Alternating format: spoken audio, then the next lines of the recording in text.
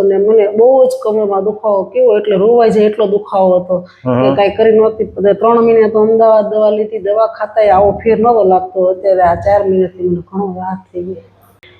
operation મેં કાંઈ કરાવ્યું નહીં શીખે એમ અને અહીંયા દવા ઇન્જેક્શન ઓપરેશન વગર ઓકે હા અને પેલા 2-3 વર્ષ પહેલા તમે ઇન્જેક્શન મૂકાય ગોઠણમાં એમ હા તો ઈ થોડાક ટાઈમ સારો રહ્યો પછી ગોઠણી અતિશય દુખવા માંડ્યો અને કમરમાં ઈ બે રેડી બે રેડી થઈ ગયું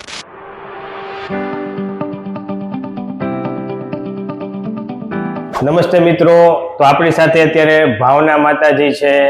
જેમને L3 L4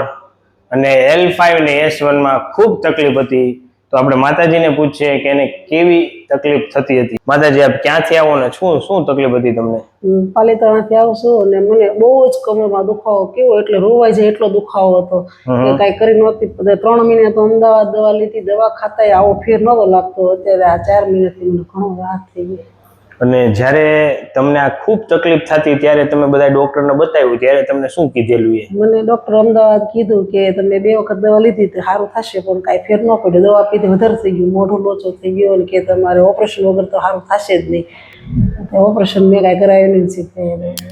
એમ અને અહીંયા દવા ઇન્જેક્શન ઓપરેશન વગર ઓકે હા અને પેલા 2-3 વર્ષ પહેલા તમે ઇન્જેક્શન મૂકાય ગોઠણમાં એમ હા તો ઈ થોડાક ટાઈમ સારો રહ્યો પછી ગોઠણી અતિશય દુખવા માંડ્યો અને કમરમાં ઈ બે રેડી થઈ ગયું ખાસ તો તમને તકલીફ કેવી થતી હતી જ્યારે તકલીફ કઈ રીતે આમ બેસવા ઉઠવામાં ઝૂકીને કામ ન થાય મને રોવાઈ જાય હું એટલી રોવા મળતી ને એટલો દુખાવો કમરમાં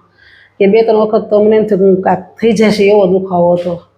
અને એટલી ગાડીમાં જાતી અમદાવાદ તો હું બહાર ઉતરીનો એકથી અહીંયા આવી તોય કેટલી વખત એવું થયું પછી આ તો જ્યારે આવતી ગઈ ને એમ મને રાહત થતી ગઈ આ માતાજી આ 9મી વાર આવ્યા અને આવો અત્યારે ઓકે રેડી ને હરિદ્વાર છીએ એમ તમે ના પાડી હતી કે તમે હમણાં આરામ કરો પણ પછી મારા આખું ફેમિલી કથા કરવા ગયો મારા સટિયા પરિવાર તો મેં કીધું કે હાલો મમ્મી તમે આ સુજો પણ ના હું ગંગાજી નાઈ આવી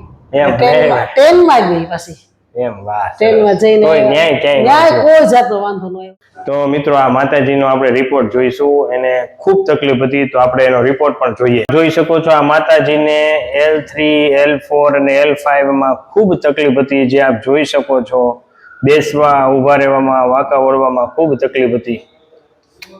તો આ વિડીયો મેં YouTube માં મૂકી છે કે એમાં તમે શું કહીશો ના બહુ સરસ ને ઊભી થઈ ગઈ આપણે એમ થયું આપણે તો ગયા હવે કમરનો દુખાવો થઈ ગયો પણ ના ઊભા થઈ ગયા હે ને સરસ આ ભગવાનની કૃપા અને તમને મટાડી દીધું તમે ભગવાન થઈ ગયા અને હરિના દ્વારે જઈને પાછા આવી ગયા ખૂબ ખૂબ આભાર માતાજી સીતારામ